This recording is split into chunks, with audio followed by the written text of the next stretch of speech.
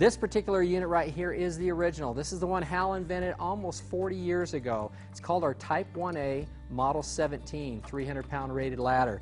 Now they all work the same way in the sense that they have hinges at the top that adjust the shape from storage to step ladder to straight open as an extension ladder.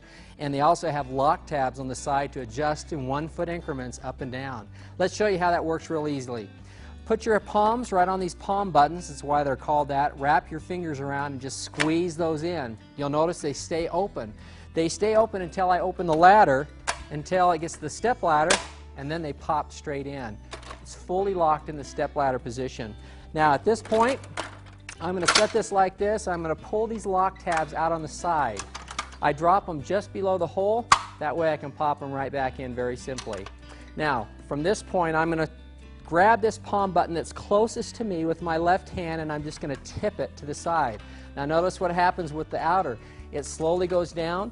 Everywhere there's a hole, I can stop. So this happens to be the last one. I'm going to slide it right over the top and visually make sure those lock in place. Now grab that palm button again, pull it straight back towards you. This is the last hole. Pop it right in, make sure they're locked in. And now I have my full 7-foot high step ladder. Now here's something that Little Giant's known for and the claim to fame, and that's its ability to work on something where the ground is not level. You can pick this side up, set it right on staircases, or drop this down, lock it in here for ramps or sloping ground. But the big one, and probably the one I use the most around my house, is when I need to get up really close to a wall or window. A typical ladder, the higher you go this way, the further from the job you're going to get. So watch what happens. We drop this down 1 notch. It's 90 degrees on this side. You walk up on this side and you're now in those tight, hard to reach spots. Now when you need to get up a little bit higher, just drop this all the way down, release these hinges at the top, grab it about the middle way through here, and just pick it straight up. At the same time your left hand is pulling it straight in, and they'll lock right in place for you. Again, visually make sure that those hinges are locked. Now when I want to raise this up, I'm going to put my right hand right here because I am right-handed. If you're left, you'll be on the other side. My left hand will be holding this. I'll pick it up, and that'll hold in place until I can get down here and grip another one, and just continue doing that to the height that I want it. When it gets up to the height, pop those in, make sure they're fully engaged, and now I have a 17-foot model straight up. Now remember, that's 15 feet tip to tip. I can reach 17 foot on this model, but we always make sure the wheels are at the top. Also, when you're bringing it back down, you want to make sure that your feet are on the sides and not underneath the inner, so those don't hit you when they come back down. Bring it to this point, drop it back down, release these lock tabs, and slide it right back up. And I'm right back to where I started. Now the last thing I'm going to show you is the feature that literally cuts your work time in half. The reason why? We're going to split the ladder in half.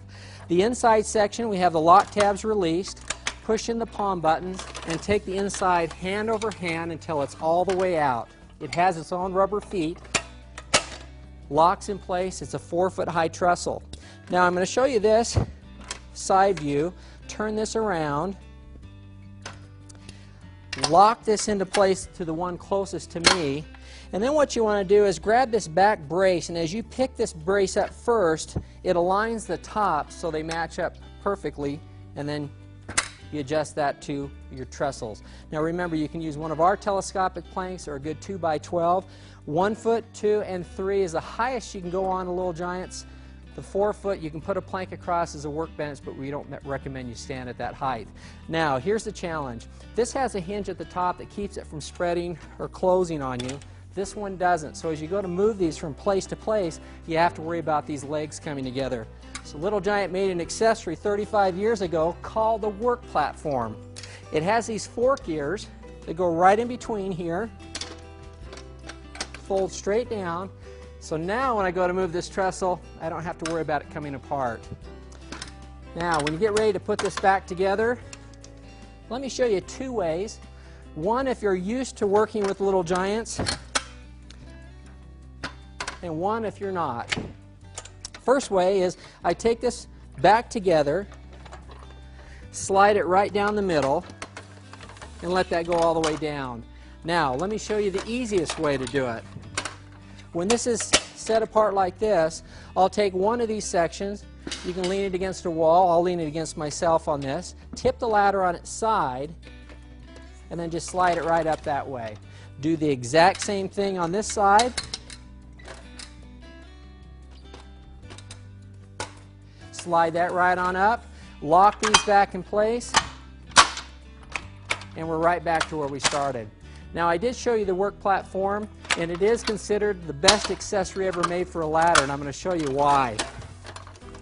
Sometimes you're having to balance on rungs, so what we do is we design this to hold 375 pounds. Now, the easiest way to remember how to put this on the ladder is consider it like a big mouth, and you're going to bite the rung that you want to step on. So if I want to be on this rung right here, I'll set this down below, and I'm right there. Now push this forward to get it out of your way, and then climb right on up through it. Step right on top of this, and go to the rung above it. Once you're above that, just push this straight back with your toe, step right on top. This is the most comfortable way you'll ever stand on a ladder again. The reason why is my feet are on something nice and secure, but I want you to notice where the direction your body is. I'm facing the job, now I have two hands to get it done.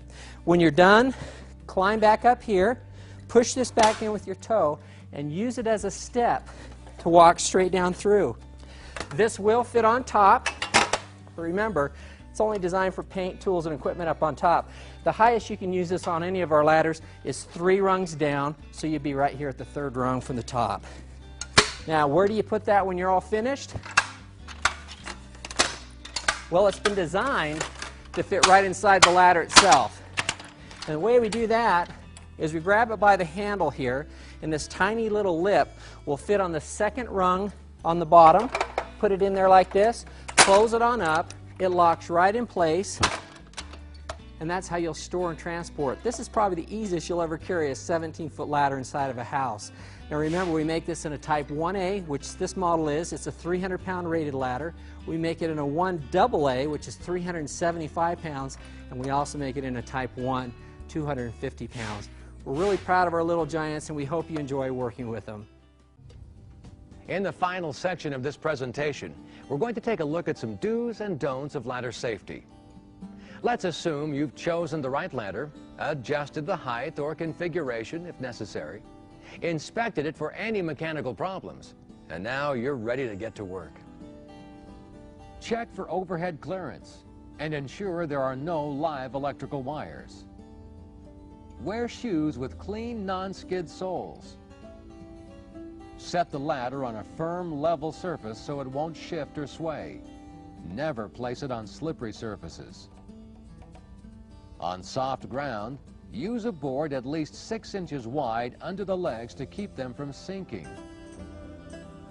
Extension ladders must be placed so that they lean at a 75-degree angle. If a steeper angle is used, the ladder may tip back when you climb on it. And if the ladder is placed too far out, the feet may slip out.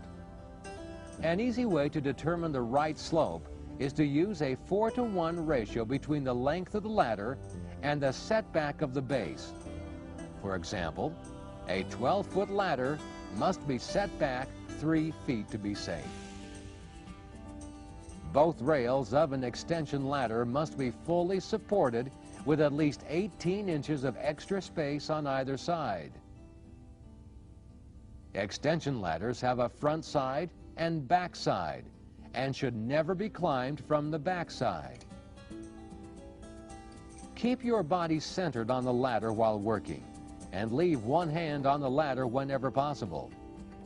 As a general rule, keep your belt buckle between the rails to prevent losing your balance and never overreach. Always get off and move the ladder whenever necessary. Tying off the ladder at the top or staking the legs can offer a higher level of protection when the ladder will be in one place for some time. A-frame ladders must be in the fully open position with the hinges and lock assemblies firmly secured. Always face the ladder when you climb, and never jump off a ladder or skip any rungs. Never position a ladder in front of a door or where it could get easily bumped. Haul heavy tools and materials up on a line instead of trying to carry them up the ladder. Never allow more than one person on an extension ladder.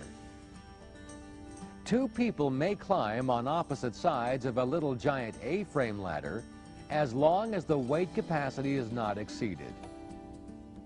Don't climb a closed A-frame ladder. Don't leave a ladder unattended.